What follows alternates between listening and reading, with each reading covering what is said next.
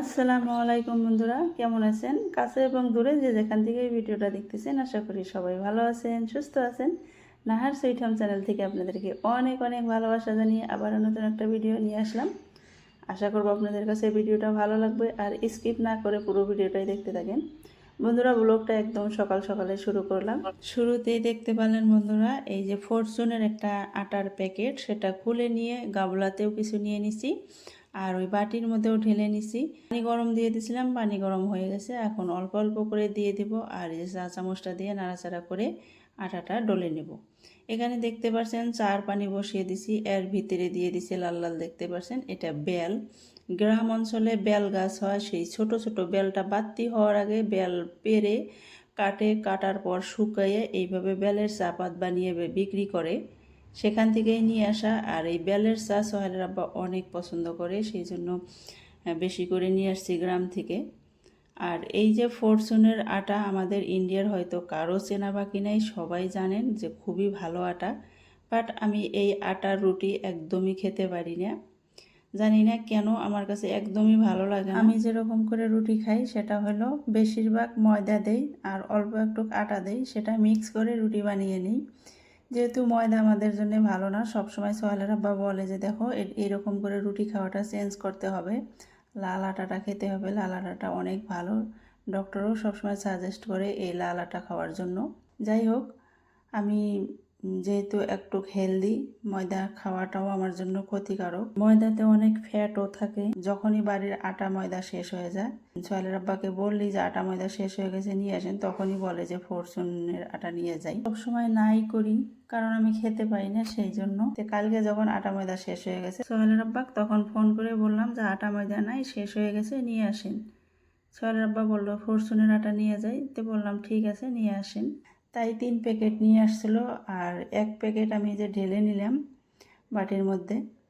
আর যে দেখতে পাচ্ছেন আটাটা আমি ভালো করে ডলে নিয়ে লেচি কেটে নিলাম, আর লেচি কাটার পর এই যে এরকম করে বল বল করে নিই। এখন কিন্তু আমি এই যে রুটি একটা বানিয়ে নিলাম। আর এই জায়গায় দেখতে পাচ্ছেন চা অনেকক্ষণ জাল হয়ে গেছে, এখন দিয়ে দিলাম চা পাতি দেওয়ার পর গ্যাসের চুলা আমি অল্প একটু হাই করে দিছি। আর এখন কিছু সময় জাল করে নেব ভালো করে। দেখতেই পাচ্ছেন চা পাতি একটু কম হয়ে গেছে, আরও একটু দিয়ে দিলাম। আর এরই মধ্যে আমি একটা রুটিও বানিয়ে ফেলেছি, সেই জন্য এই যে চাটা ভালো করে জাল করে নিয়ে ওই চুলায় রেখে দেব। আর এই চুলায় রুটি ভাজার জন্য তাওয়া দিয়ে দেব।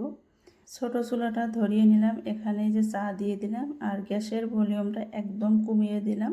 চাটা হইতে থাক, এই চুলায় দিয়ে দিলাম তাওয়া গরম হয়ে গেছে, তাওয়ার মধ্যে দিয়ে দিলাম রুটিটা। আর এখন এই যে রুটিটা ভাজবো, আর ওইটা ভাজতে ভাজতে এখানে আরও একটা রুটি রেডি করে নিব। সেই জন্যই আমি প্রথমে আটা ছেনে এইভাবে বল বল করে নিই। এখন আমি বানাবো আর ভাজবো। আর যে তাওয়ার মধ্যে যে রুটিটা দিছি সেটা ভাজতে ভাজতে এখানে আরও একটা রুটি দেখতে পাচ্ছেন আমার রেডি হয়ে গেল।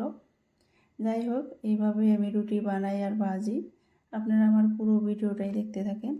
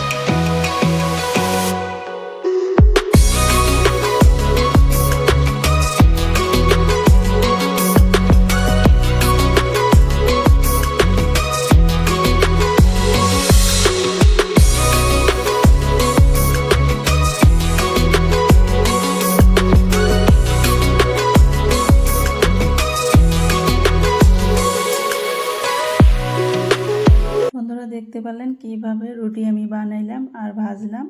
আর এখানে দেখতে পাচ্ছেন চাটা আমার হয়ে গেছে। গ্যাস অফ করে ঢাকনা দিয়ে ঢেকে রেখে দিলাম যাতে চাটা গরম থাকে।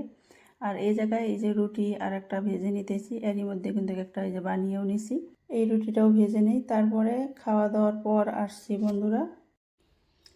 সকালবেলার চা রুটি সবারই খাওয়া হয়ে গেছে, আর ছোট ছেলে এখনও ঘুম থেকে ওঠে নাই। আর এই যে এখানে দেখতে পাচ্ছেন সোহাইল রেডি হয়ে বাইরে দাঁড়িয়ে আছে। আমি ব্যাগটা দিয়ে দিলাম, টিফিন পানির বোতল টোতল সব কিছু রেডি করে ব্যাগটা দিয়ে দিলাম। আর ব্যাগের এত ওয়েট হয় দেখতে পাচ্ছেন। আমার ছেলে যেহেতু একদম হালকা পাতলা শরীর, ব্যাগ নিয়ে একদম হেলে হেলে হাঁটতে হয়। 9-10টা সাবজেক্ট, তারই প্রত্যেকটা সাবজেক্টের ফির খাতা, সেই কারণে কিন্তু ব্যাগটা অনেক ওয়েট হয়। ব্যাগ নিয়ে একদম হাঁটতেই পারে না, যেহেতু ছোট মানুষ সেই কারণে। যাই হোক, এখন ওর আব্বুর দোকানে যায় বসে থাকবে। 1-2 মিনিটের ভিতরেই গাড়ি এসে যাবে, তারপরে ওর আব্বু গাড়িতে উঠাইয়ে দিবে। তারপরে আমি ঘর গুছিয়ে নিছি। এখন আমার ছোট ছেলে উঠে গেছে, কিন্তু কাউকে এখনও ব্রাশ ট্রাশ কিছু করানো হয় নাই, যেহেতু ওগুলো করাইতে আমার অনেক টাইম লেগে যায়। সেই কারণে ওকে ঘুম থেকে উঠাই আমি আগে ঘর, দেখতেই পাচ্ছেন এখন আমি ঘরটা ক্লিন করে নিছি। আর ছোট ছেলে আছে রান্নাঘরে, এমনি জানলার পাশে দাঁড়িয়ে আছে। যাই হোক, আমার ঘরের প্রত্যেকটা কাজ করা হয়ে গেছে। এরই মধ্যে আমি সব কিছু করে নিছি, ছোট ছেলেকে ব্রাশ করে নিছি, খাওয়াইয়ে নিছি। এখন কিন্তু মোটামুটি 11টার মতন বেজে গেছে।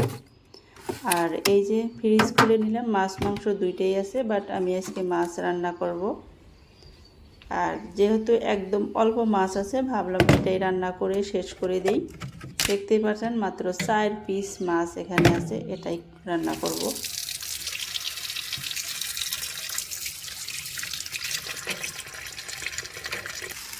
কাঁচা তরকারি বলতে ঘরে ওরকম কিছু নাই, শুধু আলু, 2টা কচু আর 4টা বাগুন আছে। সেই জন্য ভাবলাম যে কচু দিয়ে মাছ রান্না করি।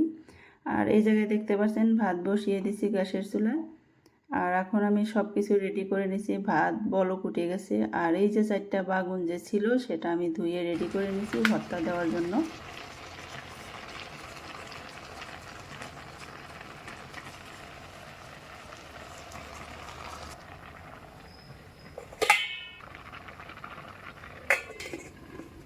গ্যাসের চুলা কমিয়ে দিলাম, ভাত হওয়া পর্যায়ে। আর এই জায়গায় মরিচ আছে, মরিচটা ধুয়ে নিব। আর এই যে এখানে কচু মাছ সব কিছু ধুয়ে নিছি, দেখতেই পাচ্ছেন। এখানে পেঁয়াজ কেটে রেখে দিছি।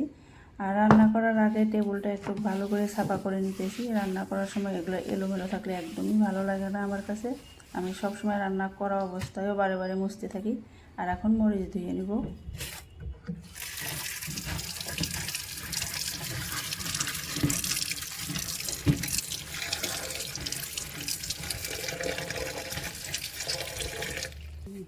3-4টা ধোয়া দিয়ে ভালো করে মরিচগুলো ধুয়ে নিছি। এখন সাথে দিয়ে দিলাম কয়েক টুকরা রসুন আর কাঁচা মরিচ রসুন একসাথে এইভাবে পেস্ট করে নেব মিক্সারে।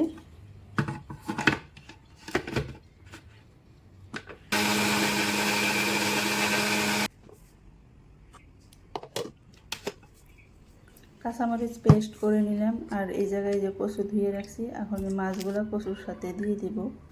হয়তো অনেকেই ভাবছেন যে এটা কীরকম করে রান্না করে, আপনারাই বলেন। 4 পিস মাছ 2টা কচু দিয়ে কীভাবে আলাদা আলাদা করে রান্না করব। অল্প তরকারি হইলে আমি এইভাবে রান্না করি, আমার মনে হয় তাতে কোনো স্বাদের তফাৎ হয় না, একই হয় খেতে। আর এই যে রান্না করার জন্য আগে আমি পানি গরম দিয়ে দিলাম, ওই চুলায় এখনও ভাত হইতেছে। তারপরে মাছের মধ্যে সব কিছু এক এক করে দিয়ে দিলাম কাঁচা মরিচ, এখন দিয়ে দিব লবণ। আর তারপরে সব কিছুর গুঁড়ো দিয়ে দিব। রান্না করার জন্য পানি গরম দিয়ে দিছি, পানি প্রায় গরম হওয়া পর্যায়ে। আর এখন এই যে মরিচের গুঁড়া দিয়ে দিলাম, হলুদের গুঁড়া, তারপরে জিরার গুঁড়া, এখন দিয়ে দেবো একটু তেল। আর এখন ভালো করে মাখিয়ে নেব যাতে মাছ আর কচুর সাথে সব ময় মশলা লেগে যায়। তারপরে আমি এইভাবে রান্নাটা করে নিই, আপনারা দেখতে থাকেন। রান্না করার ফাঁকে বাসন ধুয়ে নিয়েছিলাম, বাসনগুলো শুকিয়ে গেছে, সেই কারণে যার যার জিনিস তার তার জায়গায় রেখে দিতেছি। এখানেই আমি সব চামচগুলো রাখি। পানি গরম হয়ে গেছে, নামিয়ে দিব এখন। আর এই যে ঢাকনা দিয়ে রেখে দিলাম যাতে পানিটা ঠান্ডা না হয়ে যায়। এখন রান্নাটা করে নিই।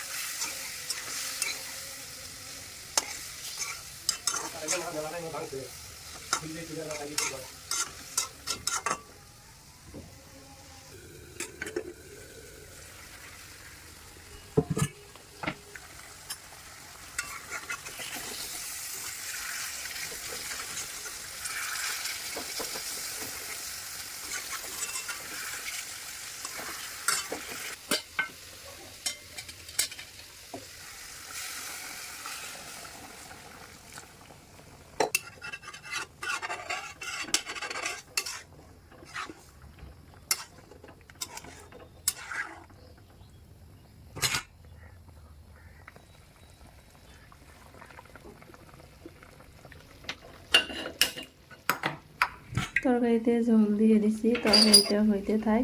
আর এই চুলায় দিয়ে দিলাম তাওয়া, তাওয়া গরম হয়ে গেছে। এখন এই যে শুকনা মরিচগুলো আমার হাতে দেখতে পাচ্ছেন দিয়ে দিলাম। আর এটা এখন গ্যাস কমিয়ে একদম ভালো করে মরিচগুলো ভেজে নিব বাগুন ভর্তা বানানোর জন্য।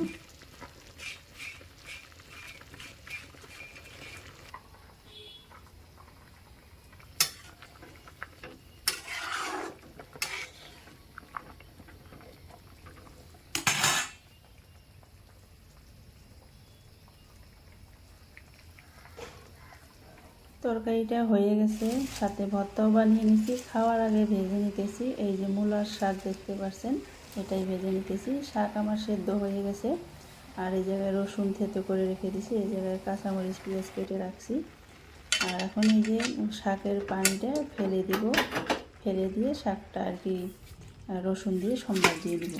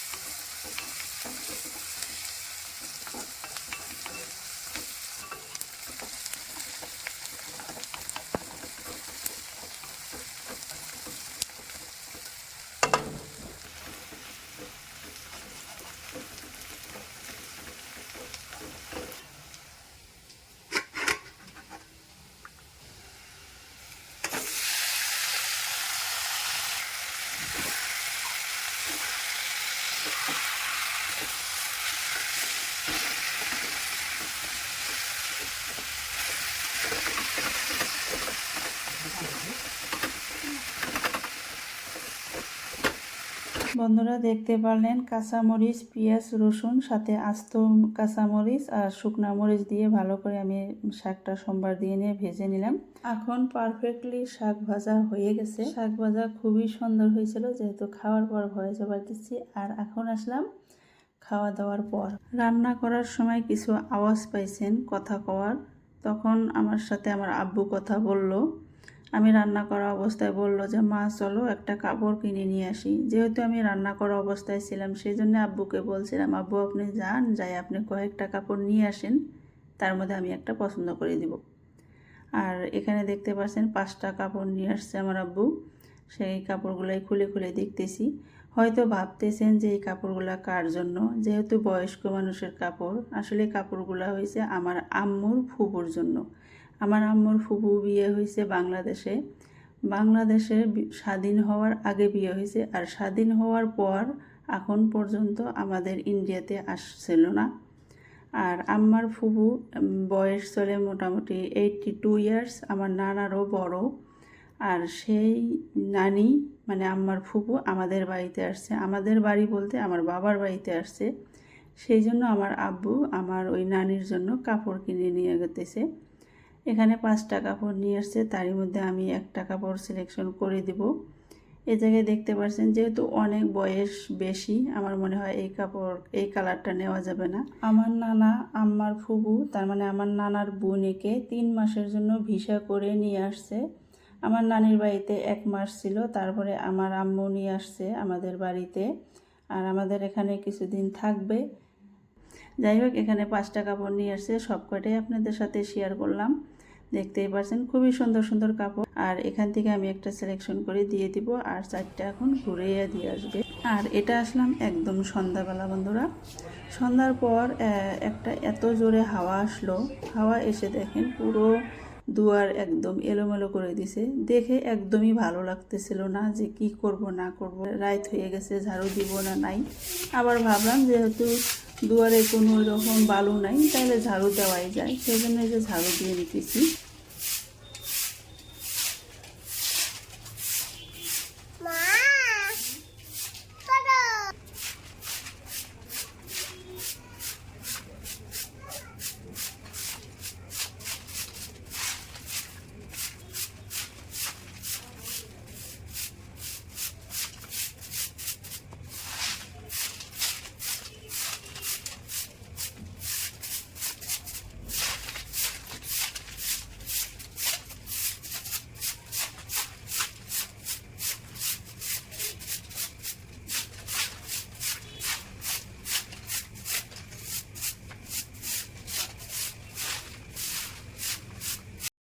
দুয়ারে যেহেতু ধুলো বালো নাই, সেই জন্য রাত করে দুয়ারটা ঝাড়ু দিয়ে নিলাম, আর পাতাগুলা ওই 1 গোট করে রেখে দিলাম, সেটা কালকে ফেলে দিব।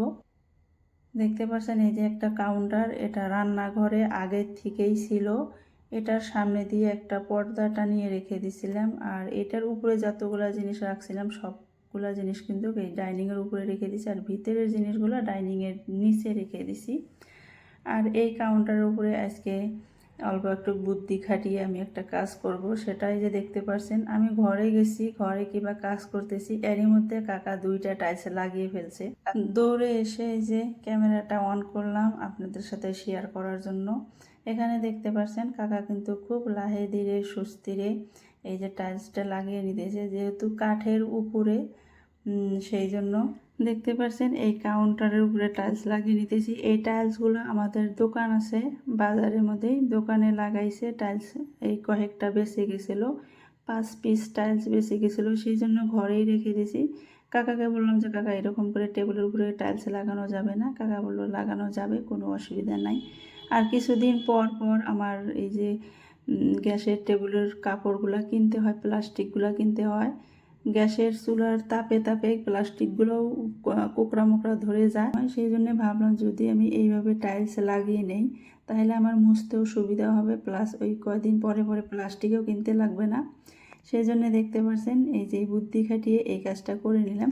এখন থেকে এই টেবিলটাই গ্যাসের টেবিল হিসেবে ব্যবহার করব, আর যে টেবিলের উপরে গ্যাস আছে সেটা বাইরে বের করে দিব, সেটা পরের ব্লগে অবশ্যই দেখতে পারবেন। আর এই যে টাইলসটা লাগাইলাম, এটা কীরকম হলো অবশ্যই বলবেন। আর টাইলসগুলো যে লাগাইলাম, টাইলসের মাঝখানে যে জয়েন্টগুলো আছে সেখানে এই যে আঠাটা মেরে দিবে। সোহেলের আব্বাই মাত্র আঠাটা দিয়ে গেল, সেই কারণে কিন্তু পানি ঢোকারও আর কোনো চান্স থাকবে না, নিচের কাঠটাও পচে যাবে না। আমার কাছে তো খুবই ভালো লাগছে, আর এত সুন্দর হয়েছে লাগানো, দেখতেই পারছেন। আঠা লাগিয়ে কমপ্লিট টাইলস লাগানো হয়ে গেছে। এখন এই যে জয়েন্টে জয়েন্টে আঠাটা দিতেছে যাতে পানি নিচে না যায়। আঠা লাগানো হয়ে গেছে, কিছুক্ষণ শুকাইতে দিয়েছিলাম। এখন এই যে ভেজা একটা কাপড় দিয়ে কাউন্টারটা ভালো করে মুছে নিব, আর রান্নাঘরও সব গোছগাছ করে নিব। যেহেতু ভিডিওটা অনেক লং হয়ে গেছে, এখন আর ভিডিওটা কন্টিনিউ করব না। সবাইকে অনেক অনেক ধন্যবাদ জানিয়ে ভিডিওটা শেষ করছি। সবাই ভালো থাকবেন, সুস্থ থাকবেন, আমাদের জন্য দোয়া করবেন। আপনাদের জন্য দোয়া এবং ভালোবাসা রইল। নেক্সট স্যাটারডে আবারও দেখা হবে, ততক্ষণ পর্যন্ত সবাই ভালো থাকবেন।